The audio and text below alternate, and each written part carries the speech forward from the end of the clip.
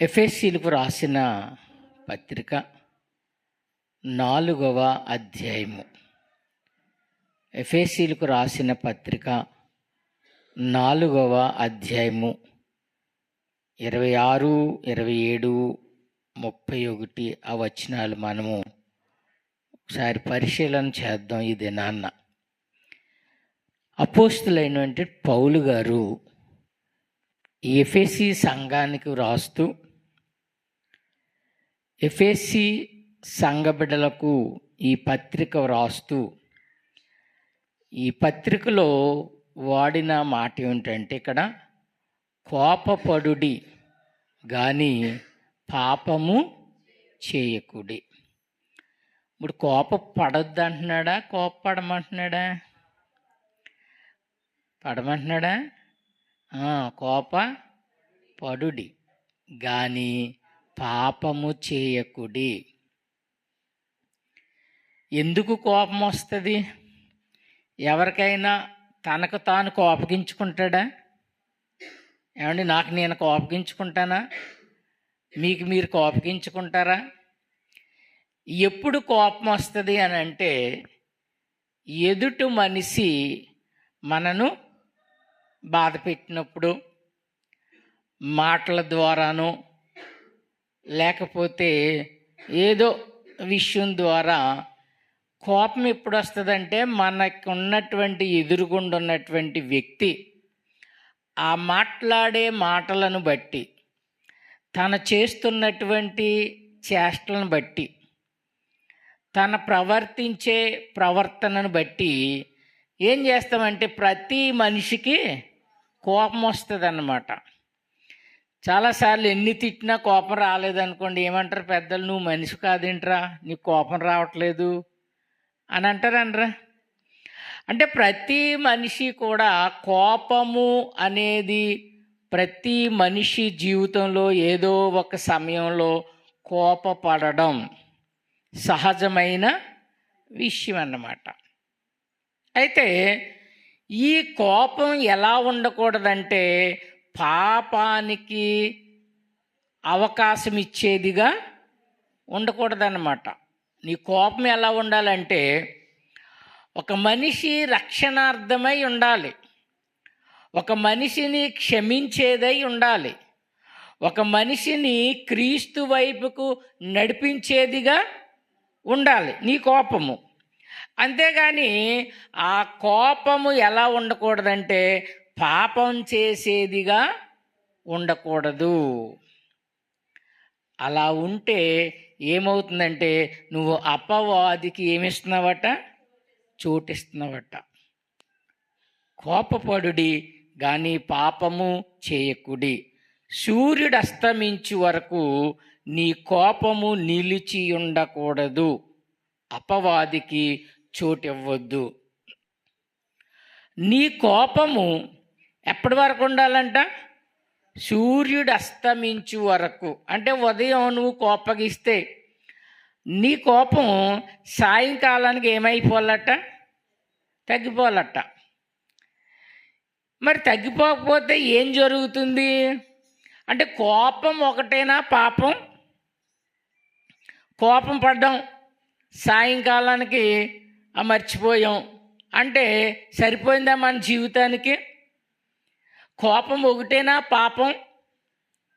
అయితే ఈ కోపము ఏమిటి అని అంటే, ఈ కోపము ఎప్పుడైతే ఒకవేళ నీ హృదయంలో గనక అది తిష్ట వేసుకుని కూర్చుంటే అప్పుడు జరిగేది ఏమిట్రా అని అంటే, 31వ వచనంలో అంటున్నారు, సమస్తమైన ద్వేషము, కోపము, క్రోధము, అల్లరి, దూషణ, సకలమైన దుష్టత్వము మీరు విసర్జించుడి. కోపానికి ముందు ఏంటంట? ఏముండకూడదట మనలో? సమస్తమైన ద్వేషం, కోపం, క్రోధం, అల్లరి, దూషణ, సకలమైన దుష్టత్వము మీరు విసర్జించుడి. ఇవన్నీ కూడా మనిషిని అపవాదికి చోటిచ్చే కార్యాలు ఇవన్నీ కూడా. కోపం ఒకటే కాదు, కోపంతో ఇంకేం చెప్తున్నారు? ద్వేషం. చాలామందికి ద్వేషం ఉంటుంది, కొంతమంది కోపం ఉంటుంది, కొందరు క్రోధం అంటే భయంకరంగా ఒక మనిషిని చంపేయాలి, లేకపోతే నరికేయాలి, లేకపోతే ఏదో చెయ్యాలి అనే ఒక సాతాను యొక్క మనసు ఈ కోపం ఉన్నప్పుడు ఇవన్నీ దీనికి తోడవుతాయి అన్నమాట. క్రోధము, అల్లరి, దూషణ, ఇవన్నీ కూడా నీలో ఎప్పుడైతే కోపము అనేది నివాసం చేస్తూ ఉందో. ప్రసంగి గ్రంథం చూడండి ఒకసారి. ప్రసంగి గ్రంథంలో 7వ అధ్యాయము 9వ వచనాన్ని చూస్తే, ఆత్రపడి కోపపడవద్దు, బుద్ధిహీనుల అంతరింద్రియములందు కోపము సుఖ నివాసము చేయును. ఇప్పుడు కోపం ఏం చేస్తుందటండి? ఏమండి, కోపం ఏం చేస్తుంది? సుఖ నివాసం చేస్తుందంట. ఎక్కడ? అంతరింద్రియముల యందు. ఎన్ని ఉన్నాయి మనకి ఇంద్రియాలు ఎన్ని? 5. ఏమేంటి? కన్ను, ముక్కు, చెవి, నోరు, శరీరము. ఈ 5 కూడా, ఈ 5 ఏమున్నది అని అంటే, నువ్వు కోపపడడం వలన ఆత్రపడి అంటే కొంతమంది కోపం ఎలాగుంటుందంటే త్వరగా ఎలాగుంటుందండి, వెంటనే వచ్చేస్తుంది అన్నమాట కోపం. ఆ వెంటనే వచ్చినప్పుడు ఆత్రపడి కోపపడితే గనక నీలో ఏమి నివసిస్తూ ఉందంటే కోపము సుఖ నివాసము చేస్తుందట. అంటే కోపము నీలో నివసిస్తూ ఉందట. ఈ కోపము ఎప్పుడైతే నీలో నివసిస్తూ ఉందో అప్పుడేం చేస్తున్నావంటే అపవాదికి చోటిస్తూ ఉన్నావు. ఇప్పుడు అపవాది ఏం చేస్తుంది? ఆ కోపాన్ని అడ్డుపెట్టుకుని నీ చేత చేయరాని కార్యాలు చెయ్యిస్తుంది అన్నమాట. భార్యను కొట్టడము, పిల్లలను కొట్టడము, భర్తను కొట్టడము, అత్తమామలను కొట్టడము, ఇలాంటి పరిస్థితికి వెళ్ళిపోతుంది అన్నమాట. ఎప్పుడు? ఆ కోపము గనక నీలోనే అలా నివాసం ఉంటే. అలాంటి స్థితికి వెళ్ళకుండా ప్రభువారు ఏమన్నారంటే, నీది సూర్యుడు అస్తమించేలా ఒకవేళ నీలో ఇలాంటి గుణాలు ఏమైనా కనబడితే, అంటే నీ కోపము శృతి మించి ఒకడికి అన్యాయం చేయాలనిపిస్తుంటే, ఒకడిని దుష్టత్వంగా చూడాలి అని అనుకుంటే, ఒకడిని క్రోధంతో చూడాలి అనే ఈ లక్షణాలు ఏమైనా నీలో కనబడతా ఉంటే, ఇప్పుడు నువ్వు చేయాల్సింది ఏంటంటే ఆ కోపాన్ని సూర్యుడు అస్తమించేలోగా ఏం చేయాలి? ఆ కోపాన్ని విడిచిపెట్టాలన్నమాట. విడిచిపెట్టకపోతే ఆ కోపం ఏం చేస్తుందంటే నీలో నివాసం చేస్తూ ఉందట. మొన్న ఈ మధ్యనే భార్య కాపురానికి రావటం లేదని ఆ భర్త వెళ్ళి ఏం చేసాడంటే, 2 అమ్మాయిలు చక్కగా ఉన్నారు, చాలా అందంగా ఉన్నారు అమ్మాయిలు. ఏం చేశాడంటే భార్య తనకి కాపురానికి రావడం లేదని కోపంతో ఒక క్రోధంగా అతను హృదయం తయారయ్యి ఒక దుష్టత్వంతో అతడు ఆలోచించి ఏం చేశాడంటే, ఇదిగో పిల్లల్ని ఆధార్ కార్డులో వాళ్ళ డేటు ఏదో నమోదు చేయించాలి, అందుకని తీసుకువెళ్తున్నానని చెప్పి వాళ్ళ అమ్మ దగ్గర నుంచి 2 పిల్లల్ని తీసుకొచ్చి ఆ గోదావరి గట్టు దగ్గర 3 అందులో దూకి ముందు ఆ పిల్లల్ని తోసేసి చంపేశాడు. చంపేసి తర్వాత అతను కూడా దూకి చచ్చిపోయాడు. అంటే కోపము ఎలాంటి పరిస్థితికి దారులు తీస్తుందో చూడండి. ఈ కోపం అనేది నీలో నివాసం ఉండకూడదు.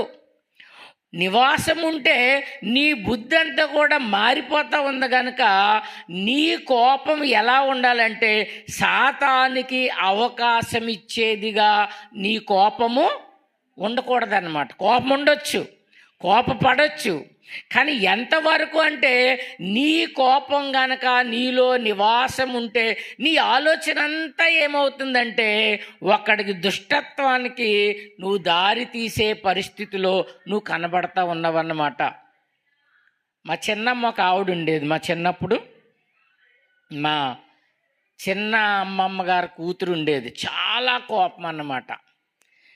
ఎంత కోపము అనంటే వివాహం జరిగిన తర్వాత 2 పిల్లలు పుట్టారు. పుట్టిన తర్వాత ఒక రోజుని ఎక్కడో ఫంక్షన్కి వెళ్ళడానికి వాళ్ళ ఆయన ఫంక్షన్కి వెళ్దాము అని చెప్పినప్పుడు ఈవిడ రెడీ అవుతుందన్నమాట. మా చిన్నమ్మ గారు రెడీ అవుతుంటే చాలాసేపు మరి ఆడవాళ్ళు త్వరగా అవ్వదు కదా, మేకప్లు అయ్యి కొంచెం లేట్ అవుతుంది. ఈయనకి కొంచెం టైము ఎక్కువైందని ఎంతసేపు భోగమూల్లాగా తయారవుతావు అన్నాడు అన్నమాట. ఆ మాటకి ఈ ఊళ్ళో ఉన్న కోపం ఏమైందంటే రెట్టింపు అయిపోయింది. రెట్టింపు అయిపోయి వెంటనే తలుపులు వేసుకుని కిరసనాలు వేసుకుని అంటించుకుంది, చచ్చిపోయింది. కోపం చూసారా? కోపం ఒకవేళ అలాంటి కోపం ఏదైనా నీలో నివాసం చేస్తే నువ్వేం చేస్తావంటే అపవాదికి చోటిస్తావు. అపవాదికి చోటిస్తావు. ఎలా చోటిస్తాను తెలుసా? మనకి కోపం వచ్చినప్పుడు మనం ఏమంటామంటే ఇలాంటి బతికంటే నేను చచ్చిపోవడం మేలు, చచ్చిపోవడం అంటాం చూడండి. నీకు 1కి 10 సార్లు చచ్చిపోదాం అని అంటే వెంటనే అపవాది ఏం చేస్తుందంటే దానిని బలపరుస్తుంది అన్నమాట. బలపరుస్తుంది. ఒక 5 సంవత్సరాల క్రితం మాకు తెలిసిన అన్నయ్య గారు వాళ్ళ అబ్బాయి డ్రింక్ చేస్తూ ఉండేవాడు. వాళ్ళ అమ్మ వాళ్ళకి కొడుతుంటే నేను చచ్చిపోతాను అన్నాడు. చచ్చిపోతానని ఒక రోజున ఏం చేసాడంటే మరి వీళ్ళని బెదిరిద్దాం అనుకున్నాడో ఏమనుకున్నాడో తెలియదు, కానీ తలుపులు వేసుకుని పీకికి అది తగిలించుకున్న తర్వాత నీకు సాతాను అక్కడి నుంచి పనిచేస్తుంది అన్నమాట. ఎందుకంటే అంతవరకు ప్రేరేపిస్తుంది నిన్ను. తను చంపదు, సాతాను ఎప్పుడు మనల్ని చంపదు. మనం ఏదైతే ఒక మాట పదే కోపంతో ఏ మాట అయితే మనం అనుకుంటున్నామో ఆ మాటను ఏం చేస్తుందంటే దానిని బలపరిచి మనని అక్కడి వరకు తీసుకుని వెళ్తుంది. పాపం ఆ తలుపులు తీసి ఇదిగోరా మీ పిల్లని చూడరా, నీ కూతురుని చూడరా అంటే మరి అతను ఆ స్థితికి వెళ్ళిపోయాడు కనుక ఇంక ఎవ్వరి మాట వినలేడు, చచ్చిపోయాడు.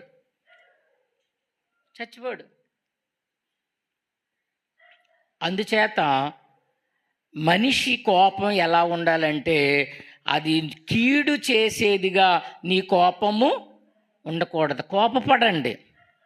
కోపపడండి కానీ ఆ కోపం వలన ఏం చేయకూడదట? పాపం చేయకూడదు. ఎందుకంటే యాకోబు రాసినటువంటి పత్రిక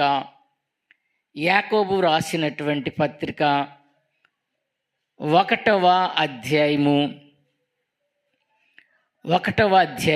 19-20 వచనాలు చూస్తే, నా ప్రియ సహోదరులారా, మీరీ సంగతి ఎరుగుదురు గనుక ప్రతి మనుషుడు వినుటకు వేగురపడువాడును, మాట్లాడుటకు నిదానించువాడును, కోపించుటకు నిదానించువాడునై ఉండవలెను.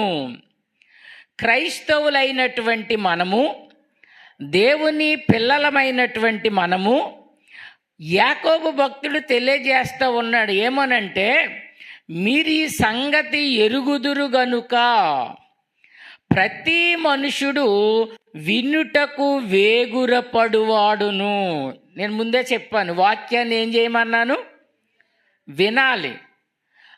ఆసక్తితో మన హృదయాలు సిద్ధపరచుకోవాలి.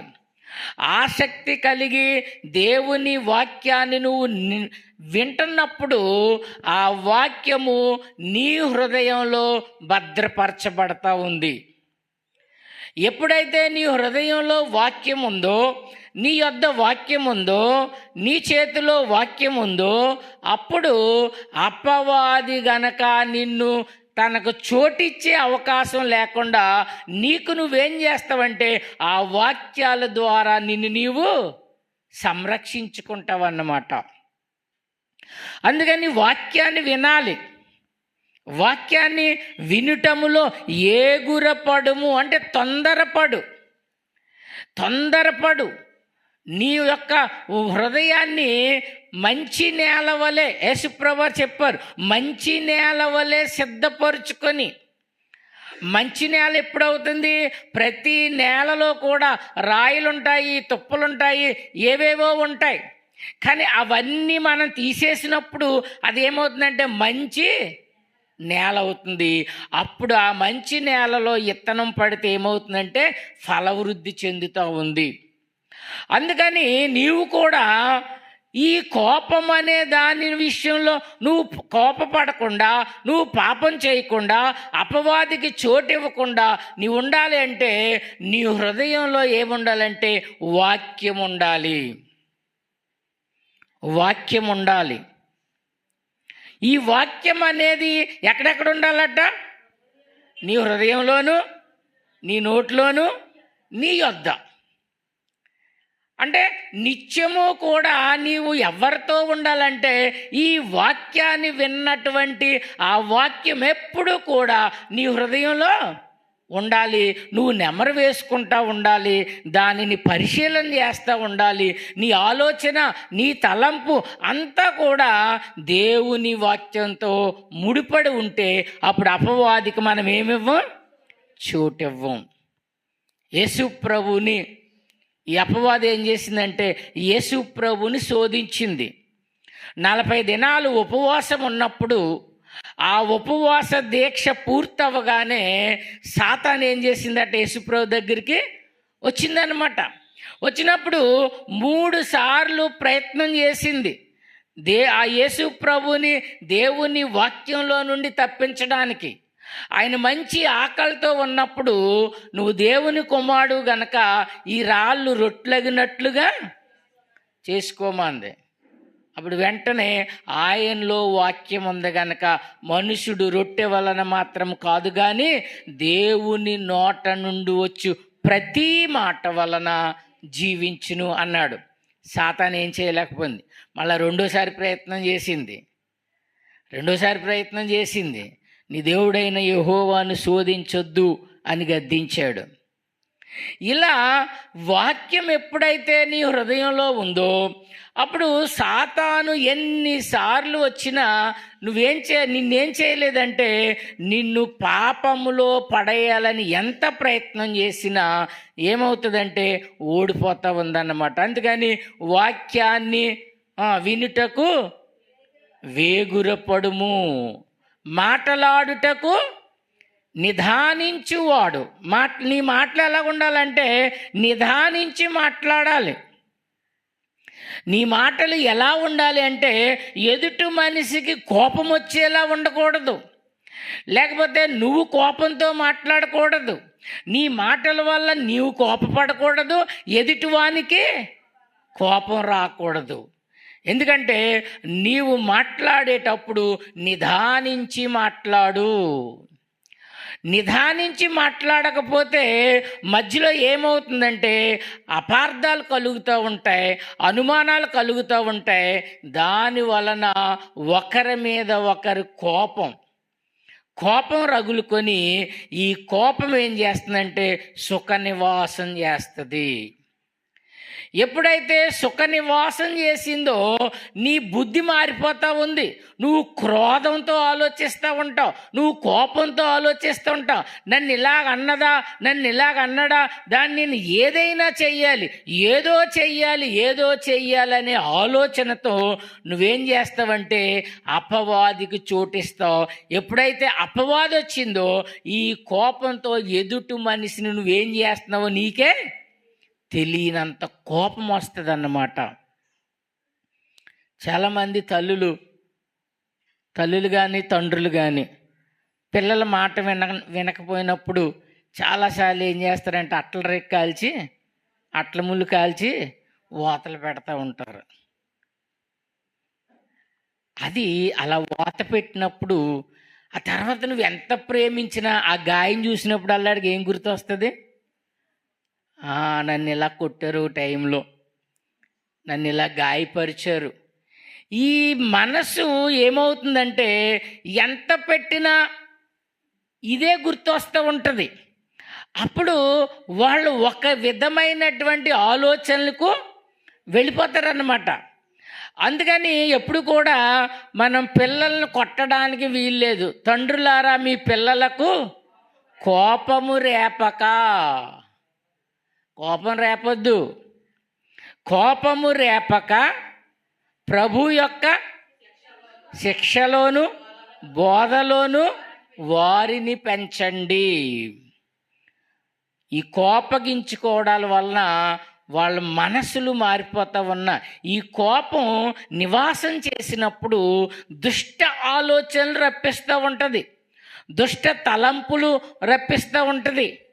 ఈ మధ్యన ఒకసారి మనం వీడియోలో చూసాం, ఒక చిన్న పిల్లాడు అస్తమాను ఫోన్ పట్టుకుని కూర్చుంటున్నాడట.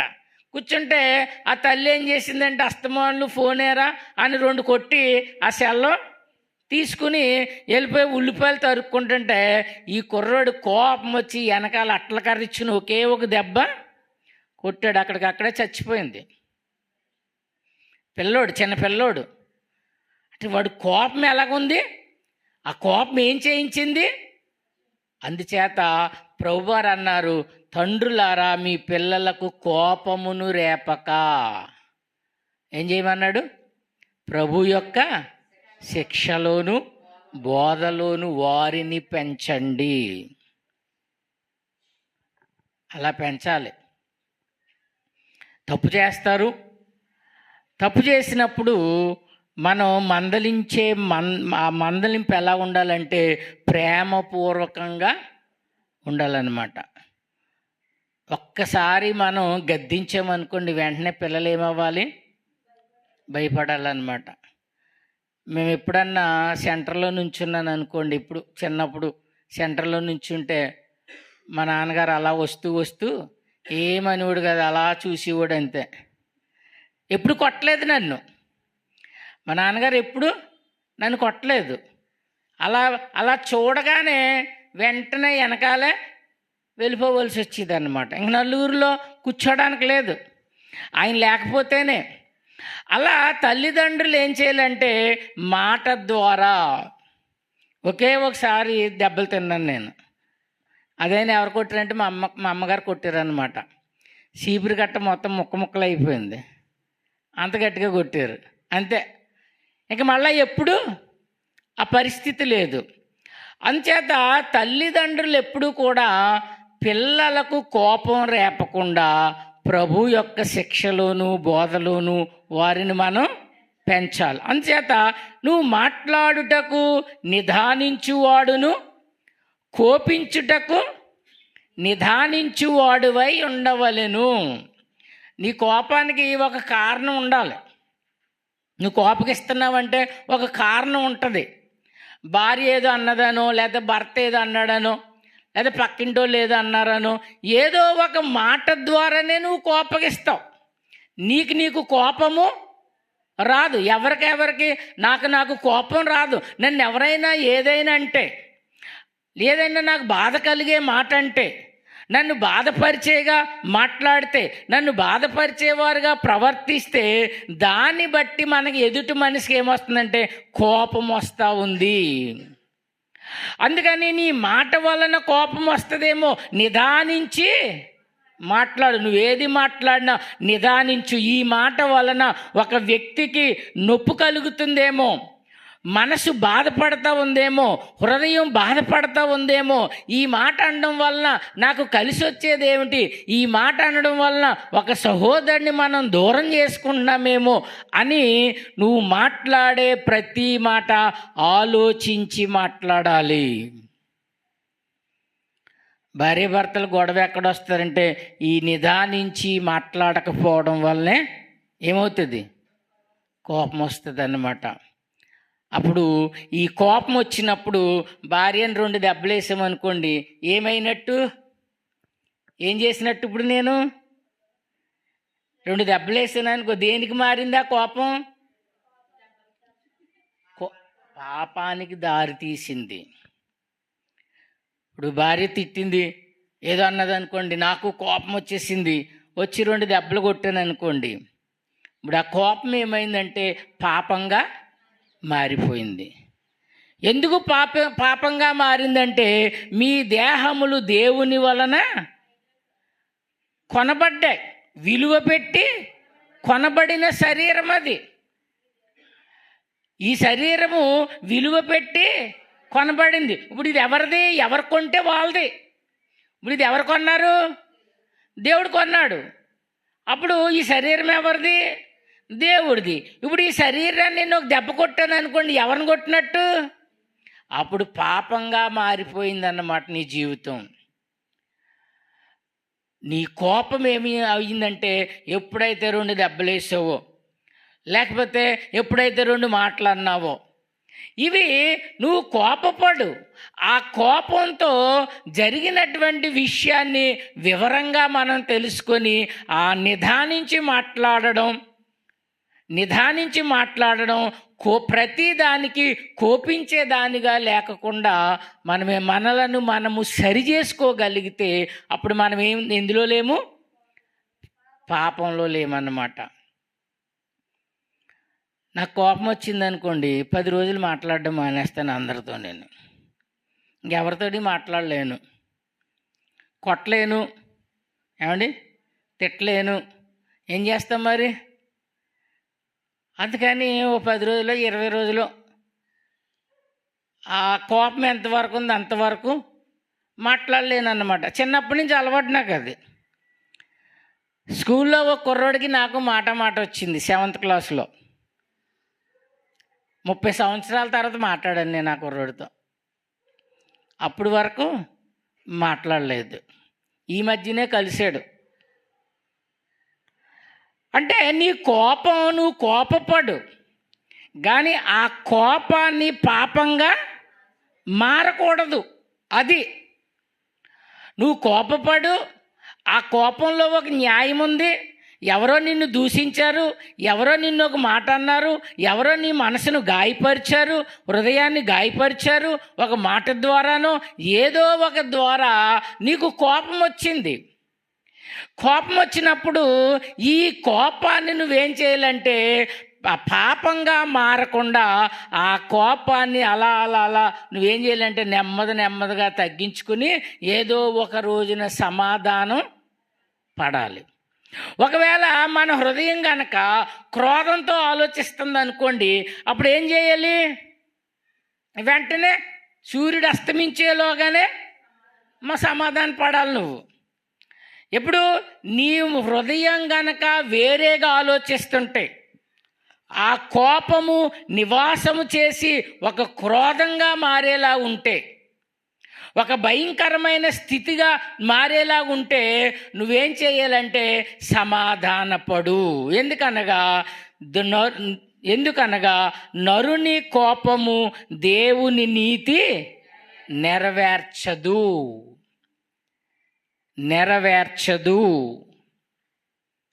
ఏంటంటే నరుని కోపము. ఇక్కడ నరుడు అని కోపం అని ఎందుకు అన్నాడంటే, యేసుప్రభువారు ఒకసారి కోపడ్డారు లేదా? యేసుప్రభువారు కోపడ్డారు. ఇశ్రాయేలీల మీద అడుగడుగున యెహోవా కోపపడతానే ఉన్నాడు. అపోస్తులు కోపడ్డారు, యేసుప్రభువారు కోపడ్డారు. అందుకని ఇక్కడ ఏమన్నారంటే నరుని కోపము, నరులుగా ఉన్నటువంటి మన కోపము దేవుని నీతి నెరవేర్చదటండి. అందుకని నరునికి ఏమి ఉండకూడదు? కోపం ఉండొచ్చా? ఉండకూడదా?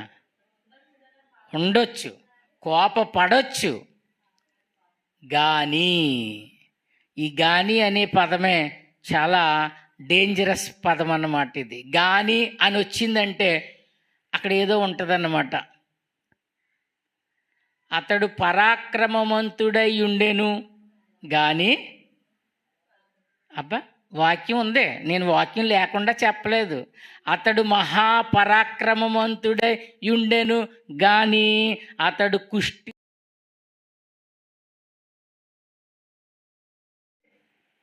గనుక ఈ కోపచిత్తులతో సహవాసం చేస్తే మన కోపం కూడా రెట్టింపు అవుతుంది, కానీ ఆ కోపం తగ్గే అవకాశము ఉండడం లేదు. క్రోధము గలవానితో పరిచయము కలిగి ఉండకము. క్రోధంగా ఆలోచిస్తూ ఉంటారు. అలాంటి వారిని నువ్వేం చేయకూడదంటే వారితో సహవాసము కలిగి ఉండకూడదు. గనుక నీ కోపము అనే పాపాన్ని నువ్వు చేయకుండా, కోపము అనే దానిని నీవు చేయకుండా ఏం చేయాలంటే దేవుని వాక్యాన్ని నీ హృదయంలో భద్రపరచుకోవాలి. సామెతల గ్రంథం 29వ అధ్యాయము 22వ వచనాన్ని చూద్దాం. సామెతల గ్రంథం 29వ అధ్యాయము 22వ వచనాన్ని, కోపిష్ఠుడు కలహము రేపును ముంగోపి అధికమైన దుష్క్రియలు చేయును. కోపిష్ఠుడు అంటే ఏంటి? కోపిష్ఠుడు అంటే చిన్న మాట అంటే తక్కువ కోపం వచ్చేస్తుంది అన్నమాట. వీళ్ళు ఏమంటారంటే వీడి కోపం ఎక్కడ ఉంటుంది? ముక్కు మీద ఉంటుందిరా బాబు వీడి కోపం అంటారనరా. అంటే ఏంటి? అంటే కోపం వచ్చేది, అంటే కోపం వచ్చేస్తుంది. అందుకని అలాంటి కోపిష్ఠుడు కలహము రేపుతా ఉన్నాడు అనమాట. అలాంటి వాడితో మనం స్నేహం చేయకూడదు, అలాంటి వాడితో సహవాసం చేయకూడదు.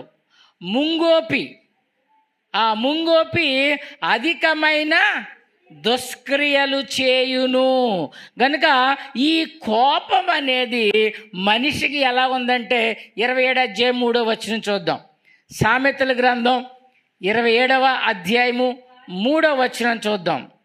రాయి బరువు, ఇసుక భారము, మూడిని కోపము ఆ రెండింటికంటే బరువు.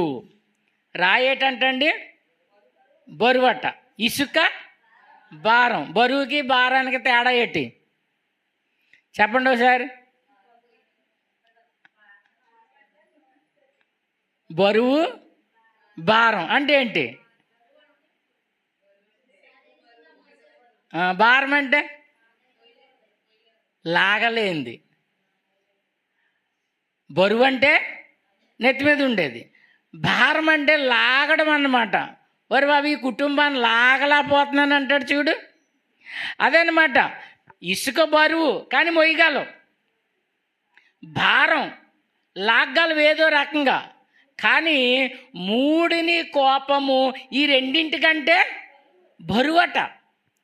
అందుకని ఈ కోపము అనేది ఎంతగా మనం తగ్గించుకోవాలో అంత విధంగా మనము తగ్గించుకోగలిగితే దేవుడు ఏమంటున్నాడంటే నువ్వు పాపము చేయకుండా ఉంటావు. సామెతలు 15:18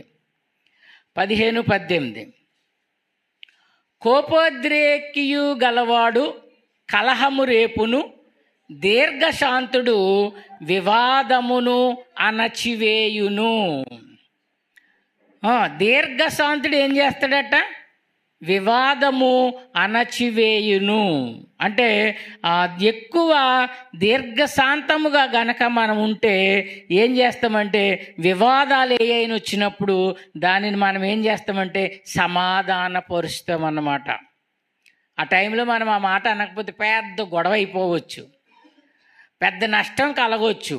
కానీ నువ్వేం చేస్తావంటే అలా కోపంతో కాకుండా దీర్ఘశాంతముగా ప్రతి విషయాన్ని కూడా నువ్వు ఎప్పుడైతే ఆలోచన చేసావో దుష్టుడు నీ ఎదుటికి రాడనమాట. సామెతల గ్రంథం 15:1 మృదువైన మాట క్రోధమును చల్లార్చును, నొప్పించు మాట కోపమును రేపును. మనం ముందు అనుకున్నాం కదా, ఒక మనిషి ఎందుకు కోపగిస్తాడు అనంటే ఎదటివారు మాటలు మనకు నొప్పుగా అనిపిస్తే నొప్పించే మాటలు మాట్లాడుతూ ఉంటారు. కొందరి మాట అంట ఖడ్గం కంటే భయంకరంగా గుచ్చుకుంటుందట. వాళ్ళ చేతిలో ఆయుధాలు అవసరం లేదు, మాటలతో చంపేస్తారన్నమాట మనిషిని. ఆ మాటలు విన్న తర్వాత నా బ్రతుకెందుకురా బాబు అనిపిస్తుంది అన్నమాట. అలా మాట్లాడుతూ ఉంటారు. వీళ్ళు మళ్ళీ గొప్పగా ఏం చెప్తారు తెలుసా? నా మాటలతో అవతలను నోరెత్తకుండా, ఇది గొప్ప, నోరెత్తకుండా చేశాను, నా మాటలతో ఆయన చిత్రవద చేశాను అంటూ ఉంటారన్నమాట. బెత్తంతో కొట్టే దెబ్బ కంటే మాటతో కొట్టే దెబ్బ ఎక్కడ తగులుతుందట? గుండెల్లో తగులుతుందట. అందుకని నిదానించి మాట్లాడాలి, నిదానించి మాట్లాడాలి. ఆ మాట హృదయంలో గనక తగిలిందనుకోండి, వాళ్ళని ఎప్పటికీ క్షమించలేం, ఎప్పటికీ మనం సమాధాన పడలేం. ఎందుకంటే ఆ కోపం హృదయంలో ఉందేమో, రోజు రోజు అది అలా గుర్తుకి వస్తూ ఉంటుంది. శరీరం మీద కొట్టామనుకోండి, ఆ దెబ్బ సాయంకాలం వరకు నొప్పి వస్తుంది, లేకపోతే మరుసటి రోజున ఉంటుంది, తర్వాత అది మనకు కనబడదన్నమాట. అందుచేత మనం చాలా జాగ్రత్తగా ఏం చేయాలంటే, ఇక్కడ అంటున్నాడు మృదువైనటువంటి మాటను క్రోధము చల్లార్చును, నొప్పించు మాట కోపమును రేపును. నువ్వెవరికైనా చెప్పాలనుకున్నావు, ఏదైనా ఒక మంచి విషయం చెప్పాలనుకోండి, ఎలా చెప్పాలి? మృదువుగా చెప్పాలి, క్రోధంగా చెప్పకూడదు, క్రోధంగా మాట్లాడకూడదు.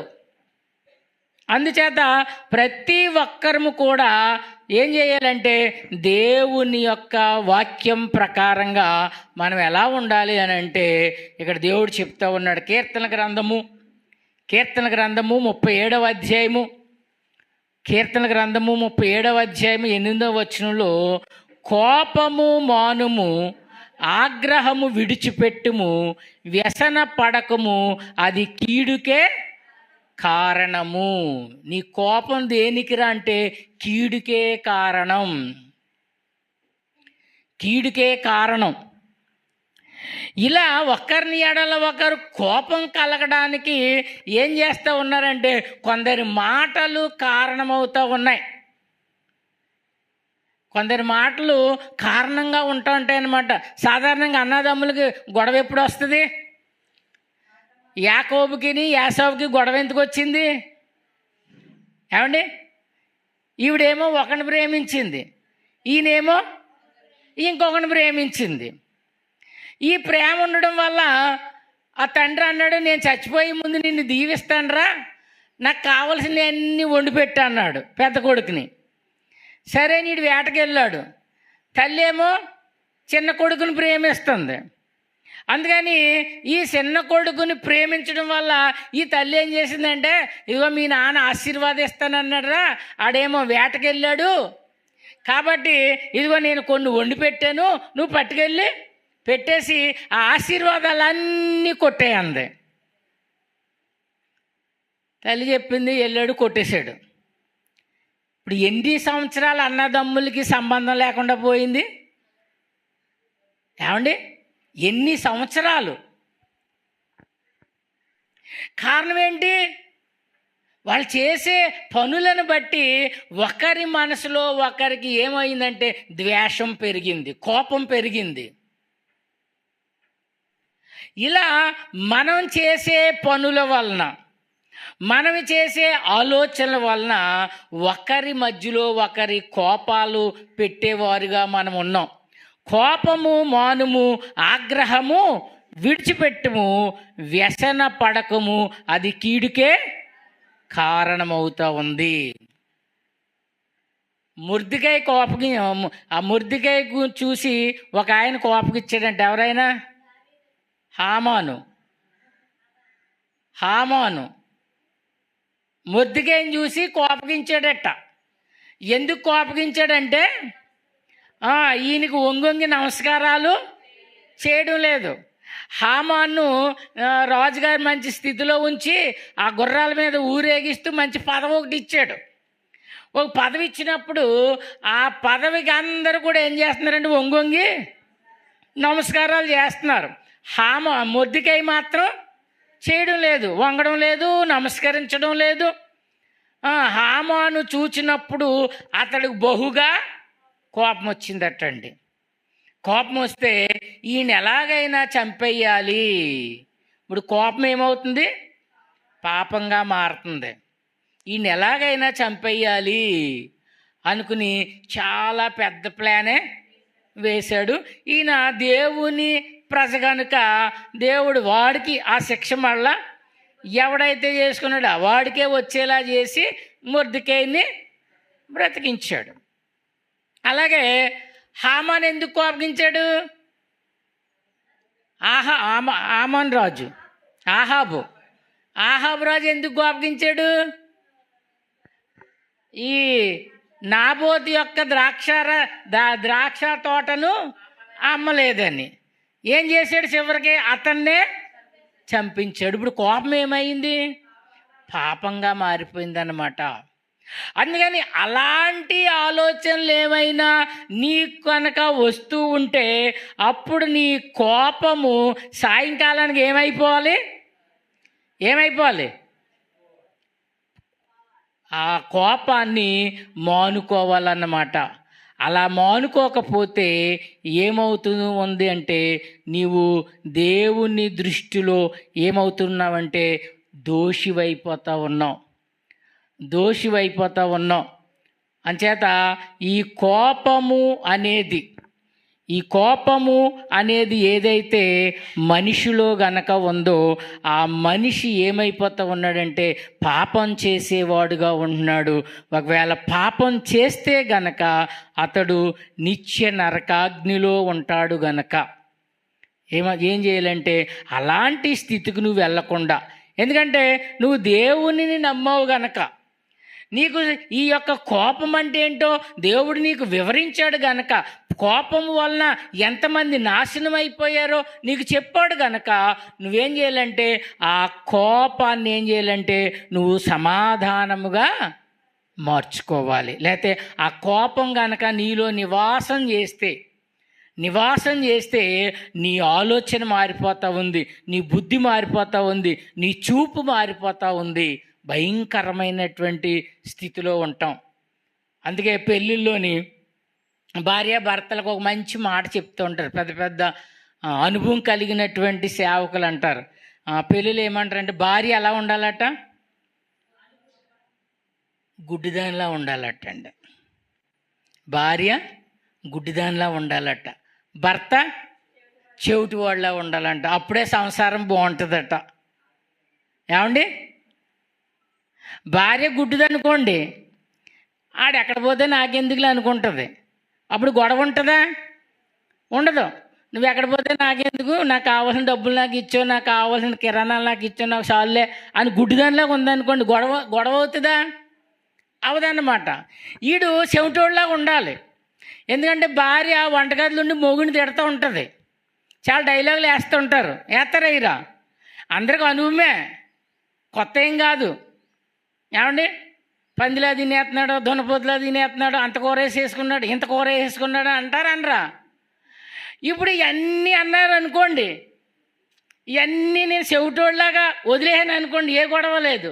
విన్నాను అనుకోండి, ఏమవుతుంది? గొడవ అవుతుంది. గొడవ అయితే 2 రోజులు అన్నం పెట్టడం మానేస్తారు. 2 రోజులు అన్నం పెట్టడం మానేస్తే నాకేమవుతుంది? నీరసం వస్తుంది అన్నమాట. అందుకని కుటుంబాల్లో కలహాలు రాకుండా ఉండాలంటే మొగుడు ఎలా ఉండాలి? చెవిటోళ్ళలా ఉండాలి. భార్య ఎలా ఉండాలి? గుడ్డిదానిలా ఉండాలి. అప్పుడే సంసారం సాగుతుంది అన్నమాట. ఇవన్నీ ఆలోచించండి. అందుకని ఓ పెద్ద ఆయన అన్నాడు. ఆయన ఏమన్నాడంటే వాళ్ళు పెళ్ళి జరుగుతుందంట. పెళ్ళి జరుగుతుంటే పెళ్లి కూతురి పేరు రేఖ. ఈయన పెద్ద ఆయన సలహా ఇస్తున్నాడు, వరే ఎప్పుడైనా మీ ఆవిడని మీద కోపగిచ్చింది అనుకో, రేఖ నువ్వు కేక అని అనరా, ఏమైపోద్ది? కోపం అంతా ఏమైపోద్దండి? ఆవిడ పేరు రేఖ. ఎప్పుడన్నా కోపగిచ్చింది అనుకో, రేఖ నువ్వు కేక అంటే ఇంకా నా అంత అందగత్తి లేదనుకుంటారు అంతే. అదనమాట. ఇవన్నీ చిట్కాలు దేనికి? అందుకే సొలొమోను కూడా మాట చెప్పాడు. సామెతల గ్రంథం 21వ అధ్యాయం 14వ వచనం. సామెతల గ్రంథం 21వ అధ్యాయము 14వ వచనం. చాటున ఇచ్చిన బహుమానము. కోపంగా ఉందనుకోండి భార్య, ఈ మధ్యన మనం యూట్యూబ్లో చూస్తున్నాం, తిట్టేసి చిరాకు పడిపోయి బయటికి వెళ్ళిపోతాడు. ఈవిడ వాళ్ళ అమ్మకు ఫోన్ చేద్దామ్మా, నేను ఇంక వీడితో కాపురం చేయలేనే బాబు, రోజు తిడుతున్నాడు అంటది. ఈలోగా ఆయన బయటికి వెళ్ళి మళ్ళీ ఫోన్ చేస్తాడు భార్యకి. ఫోన్ చేసి ఏమంటాడంటే, పలావ్ తెమ్మంటావా, చికెన్ ఫ్రైడ్ రైస్ తెమ్మంటావా అంటాడు. అంతే, ఏమైపోయింది? కోపం చల్లారిపోయింది. పలావ్ తెచ్చే తిందామంటది అన్నమాట. చాటున ఇచ్చిన బహుమానము కోపమును చల్లార్చును, ఒడిలో ఉంచబడిన కానుక మహాక్రోధమును శాంతిపరుచును. నీ కుటుంబంలో గొడవలు జరగకూడదంటే, కోపం ఉండకూడదంటే ఏంటంటే బహుమతులు ఇవ్వాలి, పొగడాలి. ఆ పలావ్ చేసినప్పుడు పాస్టర్ గారు బాగుందా అని సాత్వికని అడిగారు అనుకో, ఏం బాగుందిలే అంటారు పిల్లలు ఇద్దరునే. మరి నేను అలాగంటే ఊరుకుంటారా? నాకు ముక్క వేయరు. మరి అప్పుడు నేను ఏం చేయాలి? చచ్చినట్టు చాలా బాగుంది అంటే మా సాత్విక అంటాడు, డాడీకి మళ్ళీ ముక్క ఇవ్వని భయపడి అలాగ అంటాడు. ఏమైపోతుంది? ఈ బహుమానాలు అనేవి అంటే పొగడడం. కోపంలో ఉన్నప్పుడు నువ్వు చాలా అందంగా ఉన్నావు అన్నావు అనుకోండి, నవ్వు వచ్చేది, ముందు కోపం అంతా పక్కకు పోద్ది. ఇవన్నీ పెళ్ళిలో ఏంటంటే పెద్ద పెద్దోళ్ళ అనుభవంతో చెప్పిన మాటలు అన్నమాట. ఒకవేళ ఇది మనకు సరదాగా ఉన్నా కానీ ఆ కోపం వచ్చినప్పుడు అలా ప్రయత్నం చేయండి, వెంటనే సమాధానము ఏర్పడుతూ ఉందన్నమాట. కోపాలు పోతాయి, సమాధానం వస్తుంది, ఇంట్లో సమాధానం వస్తుంది, సంతోషం ఉంటుంది. ఎప్పుడైతే ఈ కోపాలు గనక నివాసం చేస్తున్నాయో మనకి లేనిపోని అనేకమైనటువంటి సమస్యలు వస్తూ ఉంటాయన్నమాట. అందుచేత ప్రభువారు ఏమంటున్నారంటే, కోపపడుడి కానీ పాపము చేయొద్దు. నీ కోపము ఎలా ఉండాలంటే ఒక మనిషిని మృదువుగా మార్చేలా ఉండాలి తప్ప వాళ్ళ హృదయాల్లో ఒక ఓత వేసినట్లుగా ఉండకూడదు. తల్లిదండ్రులు పిల్లల్ని కొడతా ఉంటారు. అది చాలా జాగ్రత్తగా మనం పరిశీలన చేయాలి. ఇప్పుడు పిల్లల్ని మనం కొట్టినప్పుడు ఒక్కొక్కసారి ఆ కోపం తగలరాని చోట తగిలింది అనుకోండి, ఏమైపోతాం? తర్వాత మళ్ళీ బాధపడేది ఎవరు? అప్పుడు అనుకుంటాం, 5 నిమిషాలు నా కోపాన్ని తగ్గించుకుంటే ఇంత నష్టం జరిగేది కాదు అని అనుకుంటూ ఉంటాం. అది ముందుగానే మనం ఏం చేయాలంటే ఆలోచన చెయ్యాలి. అందుకే ప్రభువారు చెప్పారు, తండ్రులారా మీ పిల్లలకు కోపమును రేపక ప్రభు యొక్క శిక్షలోను బోధలోను పెంచండి వారిని. నువ్వు కూర్చోబెట్టి సమాధానంగా మాట్లాడు పిల్లలతో, సమాధానంగా మాట్లాడు, వాళ్ళు వింటారు. కానీ నువ్వు గాయపరిచి మాట్లాడాలంటే వాళ్ళకి ఇంకా గాయం పెద్దదవుతుంది తప్ప మన మీద సమాధానము ఉండదన్నమాట. అందుకే భార్యాభర్తలు కొట్టుకున్నా తిట్టుకున్నా పిల్లలను తిట్టినా ఏం చేయాలంటే మొట్టమొదట కోపాన్ని తగ్గించి ఆలోచన చెయ్యండి. ఈ మాట నేను అనొచ్చా అనకూడదా? ఈ మాట నేను అంటే ఏం బాధపడుతున్నారు, ఈ మాట వల్ల ఎలా బాధపడుతున్నారు అని ఇలా మనం కోపంతో గనక ఆలోచిస్తే మరి మన మనసు దారి తప్పుతుంది. కానీ ప్రశాంతంగా మీరు ఆలోచిస్తే ప్రతి విషయంలో కూడా నెగిటివ్ పాజిటివ్ అనే 2 ఉంటాయండి వా నెగిటివ్ పాజిటివ్ అని రెండు ఉంటాయి. ఇవి మనం కోపంతో ఆలోచన చేసామనుకోండి, ఎదుటి వాళ్ళ తప్పులు కనిపిస్తూ ఉంటాయి. అదే నువ్వు నెగిటివ్గా ఆలోచించావనుకోండి, అందులోనే నీకు ఒక విషయం దాచి ఉంటుందన్నమాట. అందుకని మనం ప్రశాంతంగా ఆలోచించి దీని మీద మనం ఇలా మాట్లాడొచ్చా, ఇలా ఉండొచ్చా, ఇది చెయ్యొచ్చా అని నువ్వు ఎప్పుడైతే నెగిటివ్గా ఆలోచన చేస్తావో అందులో కూడా నీకేం కనబడుతుంది? ఓ మంచి కనబడుతుంది అన్నమాట. ఇప్పుడు ఎవడన్నా వచ్చి నన్ను చంపేసాడు అనుకోండి, సువార్త చేస్తున్నాను చంపేసాడు అనుకోండి, పాజిటివ్గా ఆలోచించే వాళ్ళు మా పాస్టర్ గారిని చంపేస్తారా అని రోడ్డు ఎక్కి మనం ఏం చేస్తాం? ధర్నాలు చేస్తాం. అదే నెగిటివ్గా ఆలోచించామనుకోండి, దేవుడు మా పాస్టర్ గారిని దేనికి హతసాక్షిగా మార్చుకున్నాడు, అంతకన్నా మాకేంటి అని సంతోషిస్తారు. ఇక్కడ బాధే, విషయం బాధే, ఒక మనిషిని చంపేయడం బాధే. కానీ అందులో ఏం చూడగలగాల క్రైస్తవుడైతే? ఈయన దేవుడు హతసాక్షిగా మార్చుకున్నాడు. అంతకన్నా గొప్ప ఏంటి? మా సంఘంలో ఒక ఆయన హతసాక్షిగా వెళ్ళాడు అని గొప్పగా చెప్పుకోవచ్చు. అదే పాజిటివ్గా ఆలోచించామనుకోండి, మా పాస్టర్ గారిని చంపేస్తాడా, పొడిసేస్తాడా అని మనం రోడ్ల మీదకి వెళ్ళి చేస్తే దేవుని ప్రేమ ఏమీ కనబడదన్నమాట. భర్తనే పిల్లలిద్దరిని కాల్చి చంపేస్తే ఒరిస్సాలో ఒక ఆవిడ అంది, మేము వాళ్ళని క్షమించాం, వాళ్ళ మీద కేసు పెట్టడం లేదు. వాళ్ళని శిక్షించడం శిక్షించకపోవడం దేవుడు చూసుకుంటాడు. అలాగా చెడులో చెడు అని అనుకున్న దానిని కూడా నువ్వు ప్రశాంతంగా ఆలోచిస్తే అందులో కొన్ని విషయాలు నీకు మంచిగా కనబడతాయి. కోపంతో ఆలోచిస్తే ఆ కోపపు మాటలే కనబడతా ఉంటాయి. తప్పిపోయిన కుమారులు ఇద్దరిలో పెద్దవాడు ఏమన్నాడు? పెద్దవాడు కోపగించాడట. కోపగించాడు. ఎందుకు కోపగించాడు? పెద్దోడు కోపం ఏంటంటే, నా ఆస్తిలో సగం పట్టుకెళ్ళిపోడు, మళ్ళా నా ఆస్తిలో సగం ఇవ్వాలేమో. కానీ తండ్రి ఆలోచించాడు, చచ్చిపోయాడు అనుకున్నవాడు మళ్ళా తిరిగి వచ్చాడని సంతోషించి. ఒకటే సందర్భం, తండ్రి ఒకలాగా ఆలోచించాడు, కుమారుడు ఒకలాగా ఆలోచించాడు. కనుక కోపముతో ఆలోచిస్తే నీ మతి చెడిపోతుంది అన్నమాట. అంచేత ప్రశాంతంగా ఆలోచించు. నువ్వు కోపపడేదైనా విషయంలో, కానీ దానిని ఆలోచించి పాపము చేయకుండా నువ్వు ఏం చేయాలంటే దేవుని యొక్క ప్రేమను చాటి చెప్పేవారుగా మనందరం ఉండాలని ప్రభుపేట మీకు తెలియజేస్తూ ముగిస్తూ ఉన్నాను. దేవుడి కొద్ది మాటలు దీవించును గాక. ఆమేన్.